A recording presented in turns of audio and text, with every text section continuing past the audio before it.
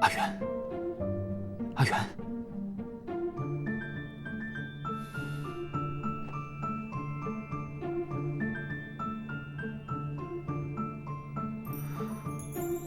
怎么还没醒？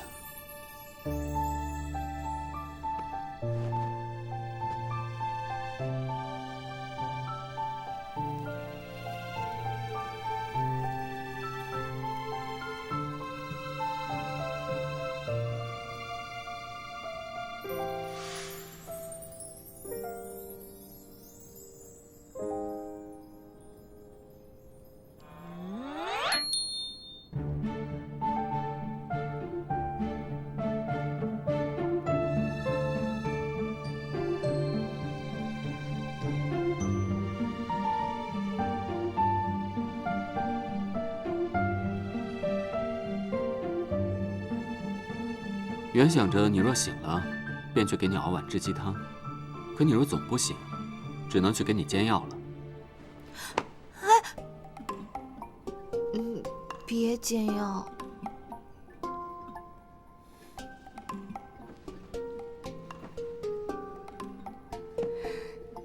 之晚，我想喝鸡汤。我去炖。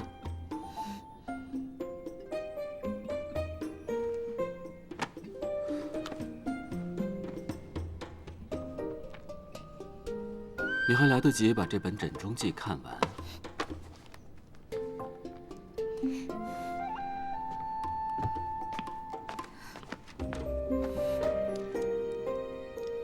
耳聪目明的，可不止你一个。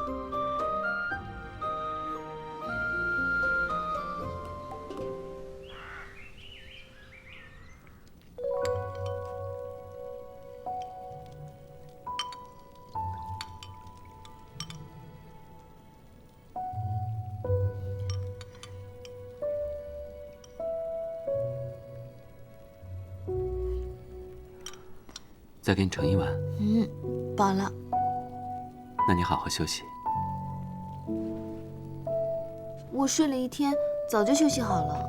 要不是小鹿拦着，我还跑着去帮你抓贼呢。你陪我聊会儿天嘛。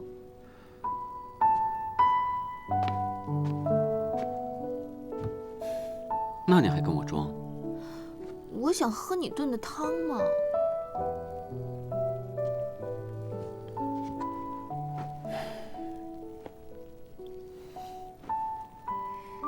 阿慈，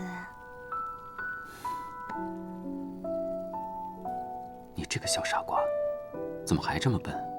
明明连自己都保护不好，还想着替我去挡那些毒针。我不知道那些针上有毒啊，更何况，就算是我知道，我也会为你去挡针的。我相信，你我异地而处，我要是有危险，你也会为我挡针，对不对？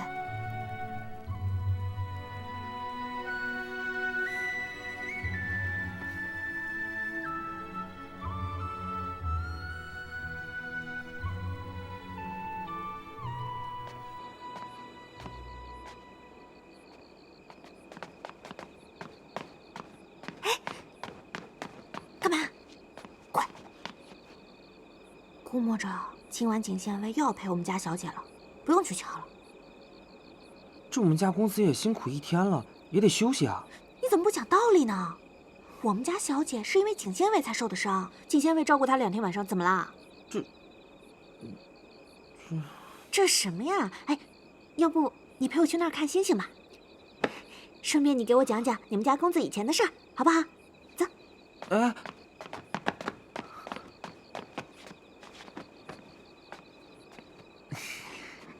来。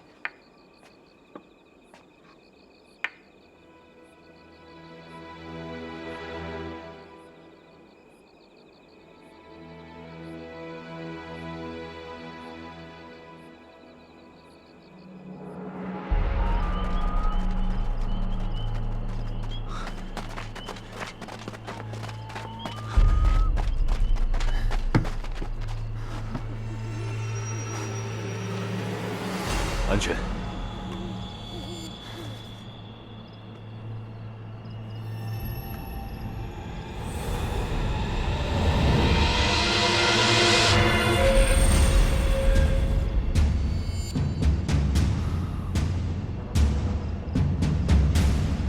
没想到庆和经营多年，竟然让景慈那小子给毁于一旦。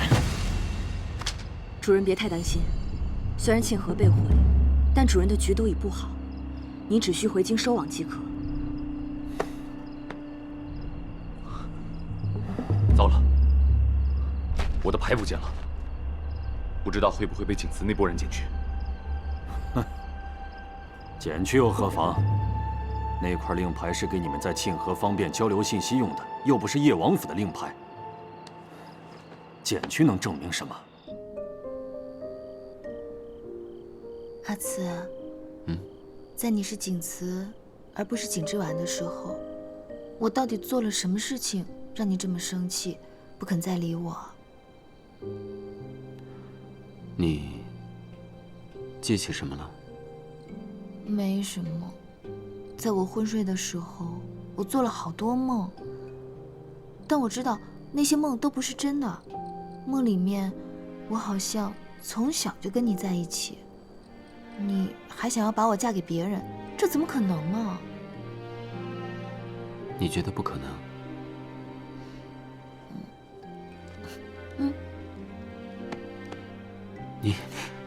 我已经仔细比对过了，这绣花、这样式，还有这针脚，分明就是一样的，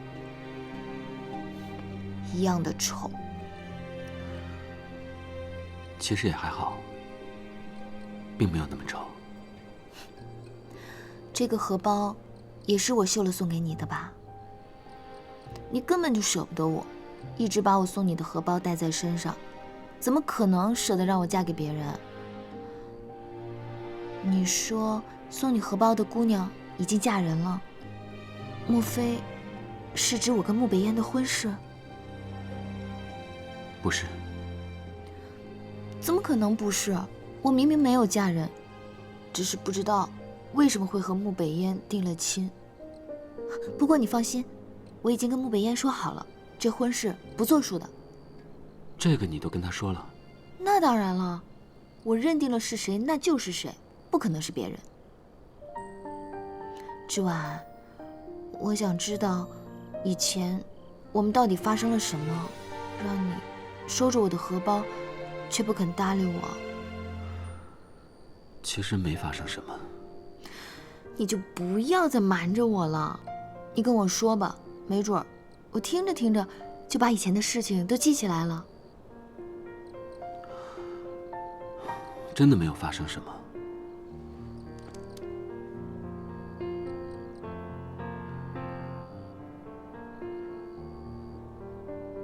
其实我病入膏肓，无药可医，不想再拖累你。你吓唬谁呢？左妍希也这样吓唬过我。我并不想吓唬任何人。我的病的确没有那么好治，我可能已经活不了几年了。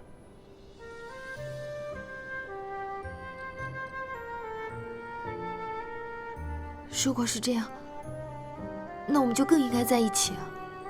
人生苦短，如果我错过了这么好的你，你错过了这么好的我，那岂不是连死都会留有遗憾？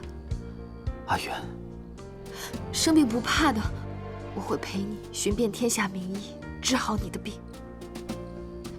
真的，从我第一次见到你的时候，我就觉得我们是见过的，熟悉的，是注定应该在一起的。也许上一世我们就彼此喜欢，只是不小心错过了。这一世我却更糊涂的把什么都忘了，但至少我记得我喜欢你，恰巧你也喜欢我。如果这样还顾及这个顾及那个，岂不是辜负了这一世好不容易的相遇与相聚？不会放弃的。如果我们上一世没有能在一起，那么这一世、下一世、下下世，我都要跟你在一起。只有这样，才能弥补我们从前没有在一起的遗憾。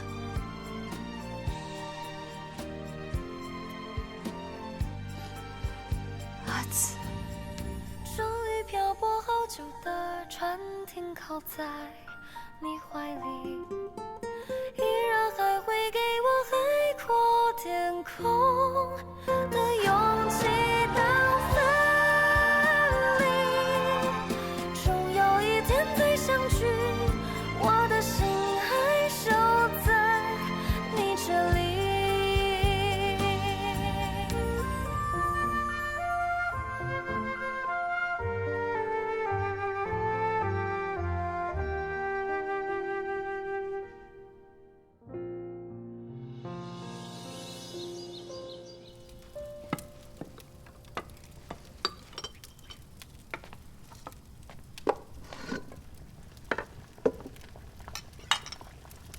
公子，这以前都是棉婉姑娘的活。是吗？是的呀，公子之前每次下厨，必定会喊棉婉姑娘过来烧锅。别人想跟你搭把手，你还嫌弃呢。啊，我都忘了。公子也失忆了？失忆不失忆不重要，过去是怎样的也不重要。那什么重要？重要的是，如今他是阿元，活得比以前更通透，更肆意。他其实一直都知道自己想要的是什么，并且一直努力去抓紧。我竟然还不如他，直到生死关头才明白，与其纠结过去，担忧着未来，不如把握好眼前，至少可以让自己一生无憾。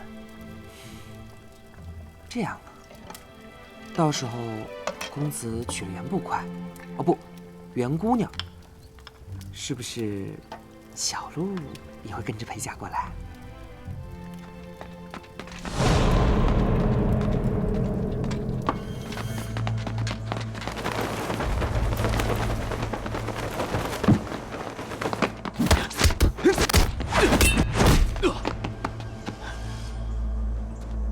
你就是密室里的那个刺客。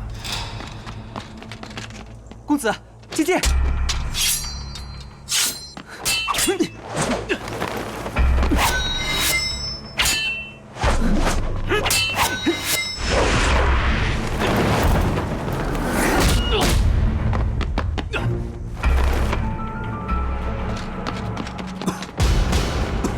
公子，公子。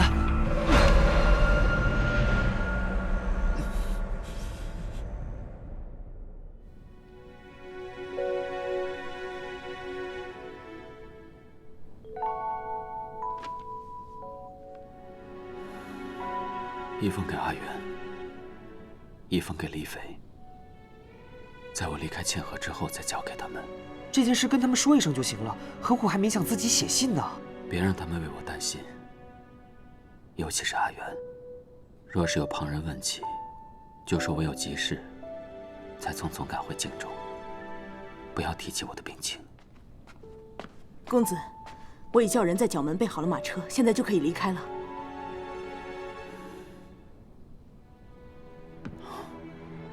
也好，再晚一些，衙门人多了，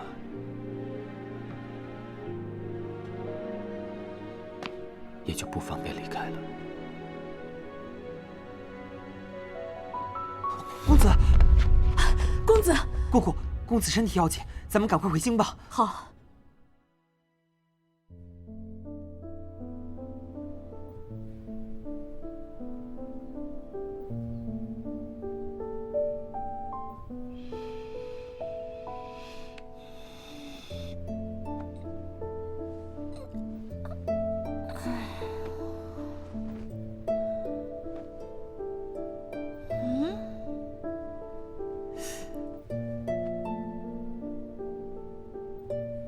把我以前绣的荷包落下了，把新绣的带走了，是不是说明他更喜欢现在的我？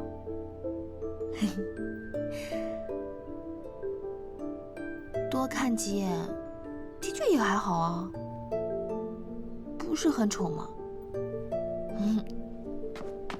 哎，小姐，小姐，请仙尉走了。谁走了？请仙尉今天一大早就走了，留了一封信给那个李大人，说是回京有急事。回京了？啊！阿慈，小姐，我问过了，他们都走了，连阿恒和那个恶姑姑都走了，行李全带走了。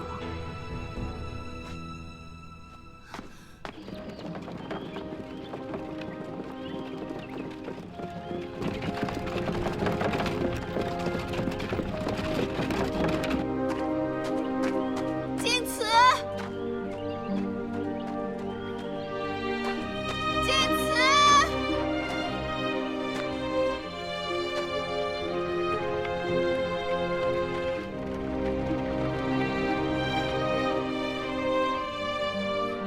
晋慈，晋慈，晋慈，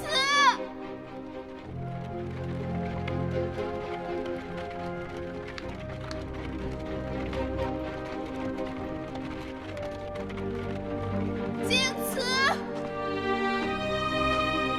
晋慈，晋慈。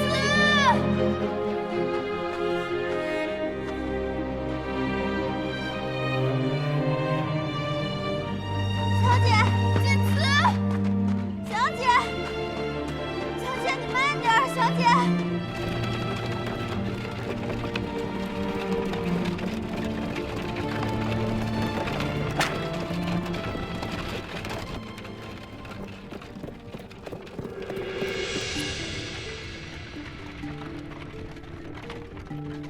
念七，哎，进来一下。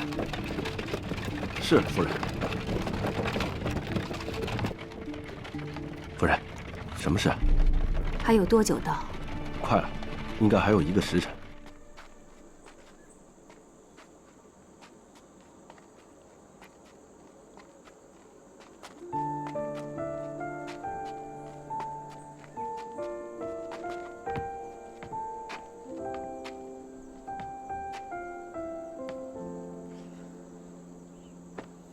小姐，没事的，他只是京中有事，急着离开了而已。对，一定是。小姐这么好，谁会舍得离开呢？我们刚到沁河的时候，就是在这里遇到了李大人，干上了捕快。如今走着走着，又走回到了这里。或许命中注定，从哪里开始，就该从哪里结束吧。小姐，你想在沁河干了几个月的捕快，也玩够了。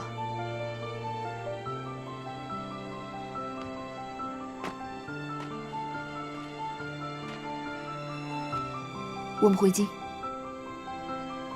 回京？对啊，阿慈都已经回京了，我们也应该回去了吧？听说我娘挺厉害的，一定能够摆平我的亲事。我一定会和阿慈在一起。你看这京城来的就是不一样。是啊，哎，你看这多气派啊！是啊，什么时候我也能坐上这样的大马车？说的也是。怎么了？衙门里又来贵客了？啊？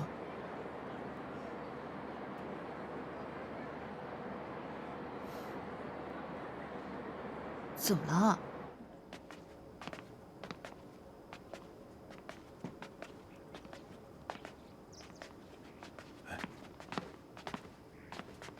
阿元呐，快进去吧，袁夫人正等着你呢。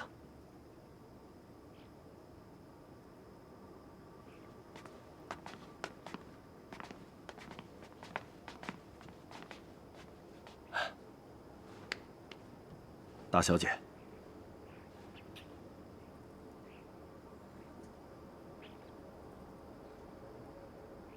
小姐，快进去吧。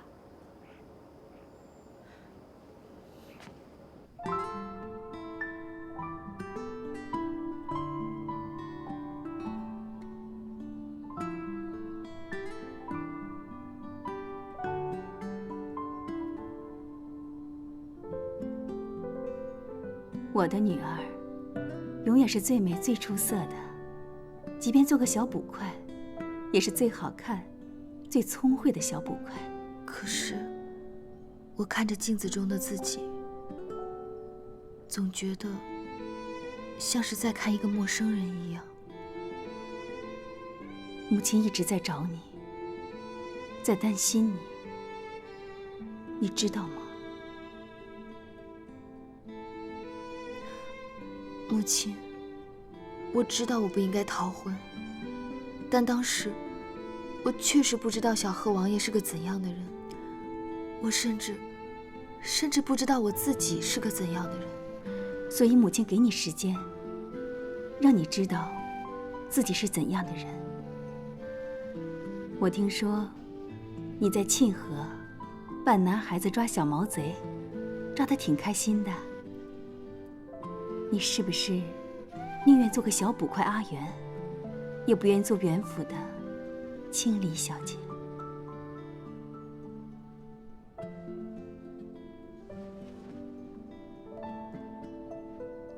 我不知道我以前为什么会那样。那些据说跟我很要好的蓝颜知己，我瞧见了就厌烦。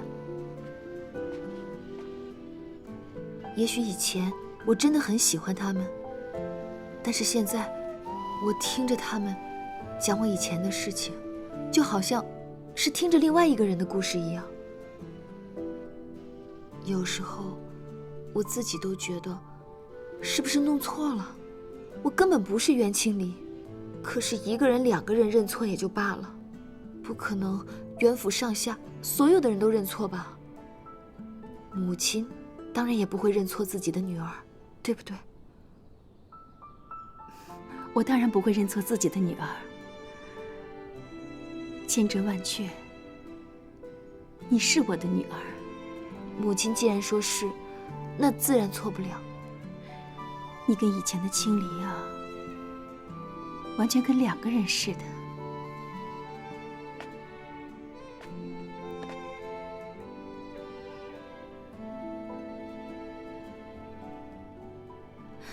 母亲，京中有没有一个姓景的公子啊？叫景慈。倒是没有听说过。不过，景这个姓倒是不多，回去慢慢打听，总能打听得出来。你找他做什么？我喜欢他，特别喜欢。我想跟他在一起，一起携手到白头。好啊，只要他人品好，能够一心对你，母亲没有意见。你跟穆北烟的婚约，我去跟皇上说，解了便是。谢谢母亲。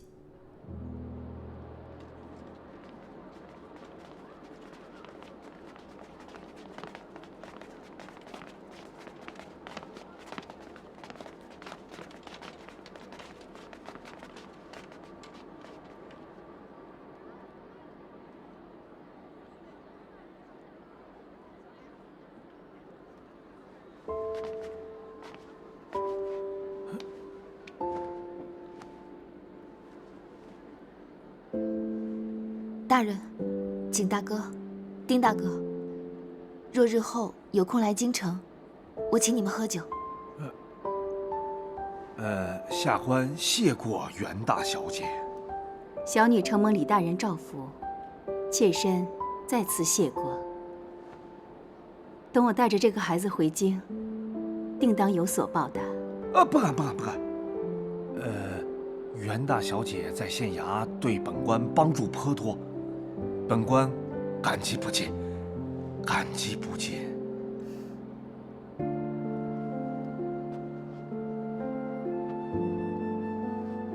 走吧。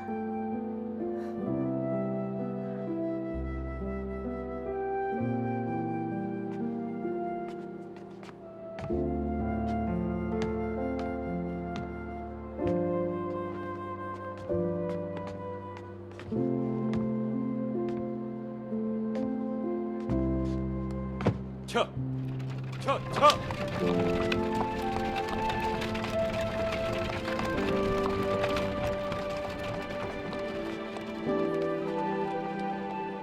大人，我们是不是在做梦啊？这个阿元是袁大小姐，那个名扬京城的袁大小姐。我感觉我们就是做了一个梦，梦里边来了一个仙女，又接走了另一个仙女。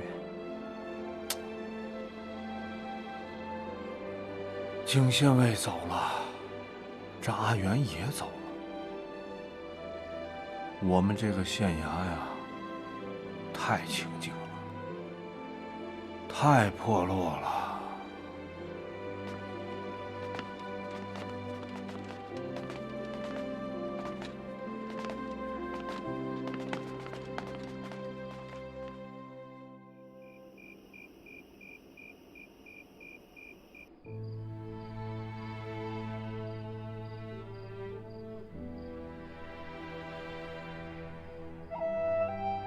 左大夫，公子怎么样？我已将毒素清除，只是这次发作的有些厉害，需好生调养些日子。好，我会好好看护他。他把解毒丸给了阿元，是，差点又害了自己。你说这孩子是不是傻呀？同一个地方，究竟要跌倒多少次，他才肯放手？我觉得他这辈子都不会放手了。真要被那个丫头害死吗？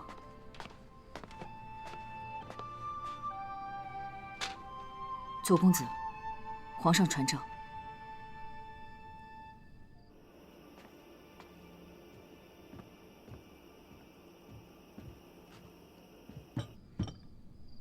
小王爷，襄阳侯府、京西侯府派人前来举哀。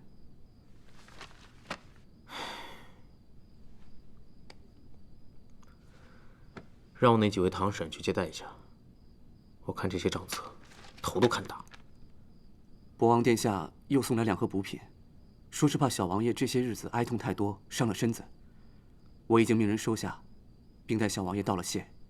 博王向来跟我爹亲近，跟我却一般，突然这么殷勤，恐怕不是因为我爹是他恩师的缘故吧？既然他有心示好，您何不顺势承他的情，跟他走近一些呢？小小，你不懂啊。便是我有心去辅佐未来之主，也不会挑博王。难道挑叶王？他跟小王爷您是好友？好友？哼！我的这位好友，从我出事之后，就不知道跑哪儿去了。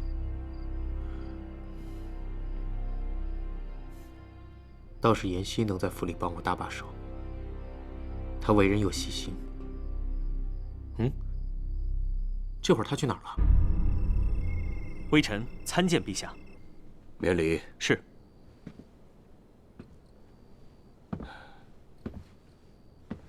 听说你今天刚去了端侯府，阿慈突然回来，是不是旧疾又犯了？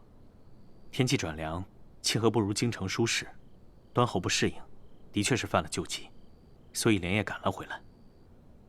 这孩子真是越来越不省心了。陛下请放心，我已给端侯开了药，相信很快便会有所好转。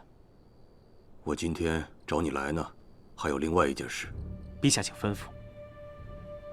自从朕登基以来，河东晋王借口忠于前朝，对我大雍屡起战端。去年一场大战，朕御驾亲征，也没讨到什么便宜。幸亏有穆中、陆慈安相助，才保得江山无虞。没想到啊，这么短的时间，穆中和朕就阴阳相隔了。陛下对义父的恩典，义父生前也一直感念在心。不过，穆中的事情倒警醒了朕。如今朝堂并不太平，你马上安排飞廉卫，保护朝中重臣的安全。微臣领旨，定当尽心竭力，不负陛下所托。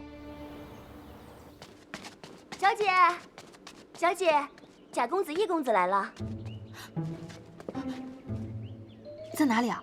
夫人让拦住了，没让进来，说先问下小姐是见还是不见？不见，不见，不见，都不见。是。哎，给我吩咐下去，以后来找我的年轻男子，无论高矮胖瘦、是美是丑，一概不见，一个都不许放进来。是。小姐，小姐，小姐，我打听到了，打听到阿慈的消息了。就前几个月回来一个端侯，也叫景慈，但见过的人很少。然后我就问了相貌和年纪，和那景县尉差不多。阿慈是端侯，既然是朝中王侯，母亲怎么跟我说没有听过？其实这个端侯吧，是皇上和景妃生的儿子。阿慈是端侯，还是皇子？嗯，我找他去。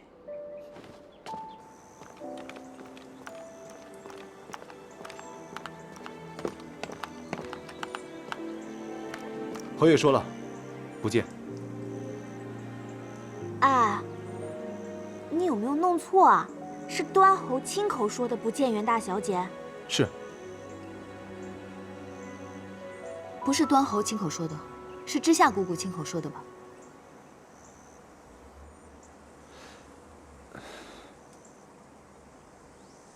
走，小姐，咱们就这么算了。跑得了和尚跑不了庙，我就不信了，他还能一辈子躲着不见我不成？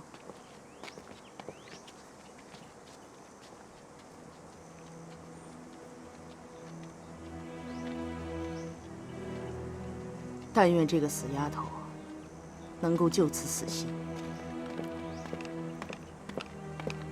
公子需清静休养，不宜劳神。待她醒过来，不许跟她提袁大小姐过来纠缠的事，听到没有？是。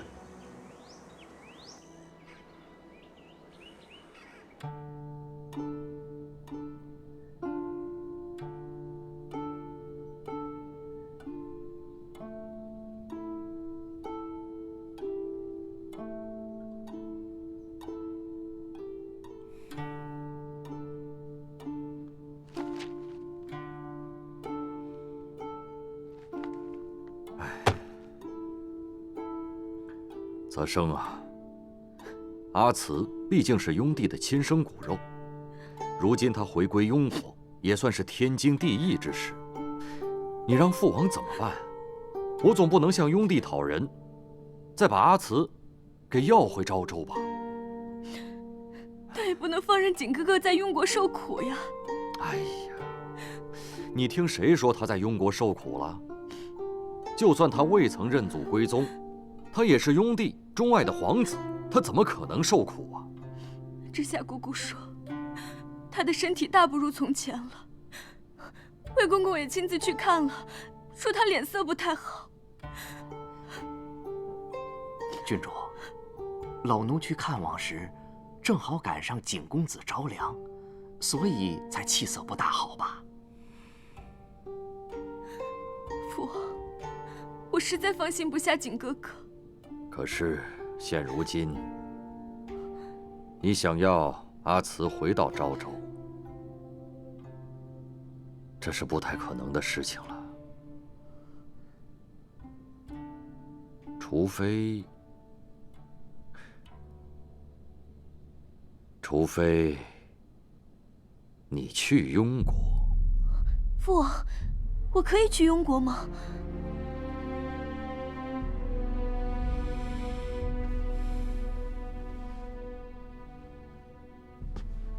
当年雍济大战，庸国落败，我们昭州便跟济国走得近了一些，还把丰绵婉嫁给了大将军李元。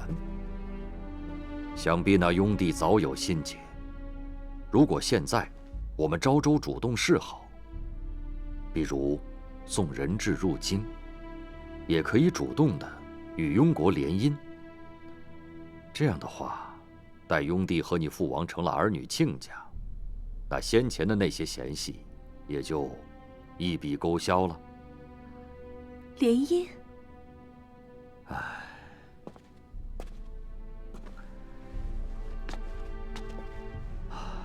像我昭王的掌上明珠，那雍帝也不敢怠慢。你若看上哪个皇子，说出来，他也必定愿意成全。父王，我愿入庸为质，与庸国联姻。哎呀，阿慈走了，你若再走，让父王怎么办呢？父王，我若去庸国的话，景哥哥自然会照应我，你不用担心。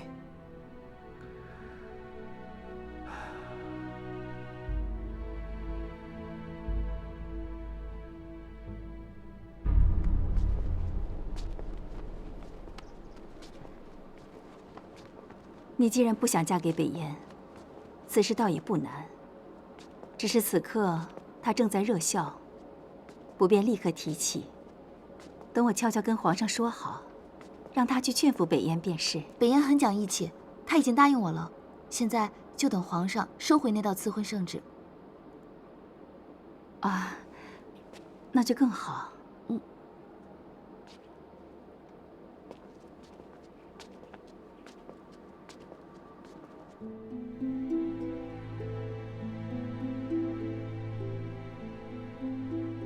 陛下，我带青离来请罪了。青离回来了。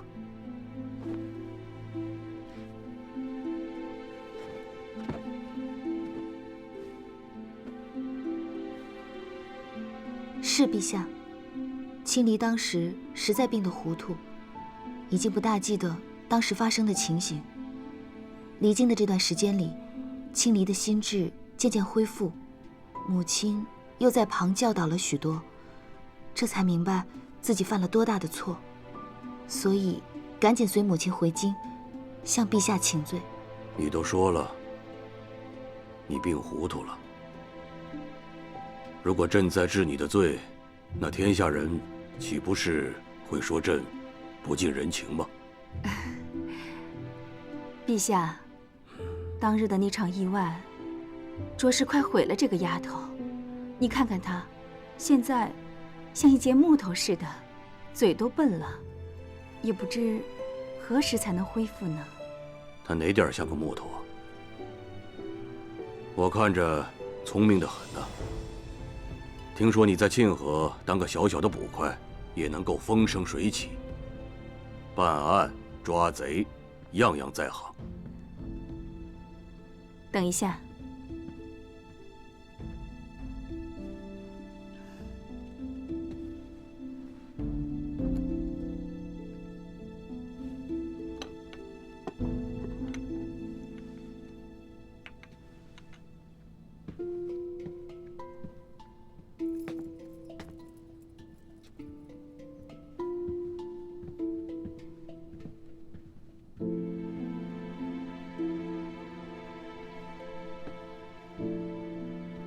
刚沏好的茶，别烫着。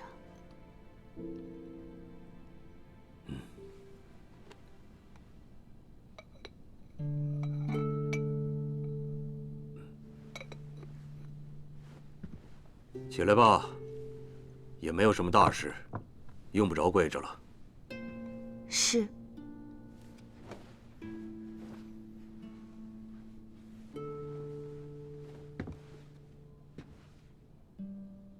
行了，青离回来了，这晚上睡觉，你可以安心点了。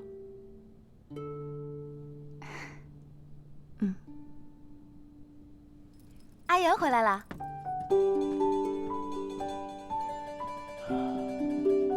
我就知道，这袁夫人一出马，你这袁捕快定不可能在那沁河逞威风了。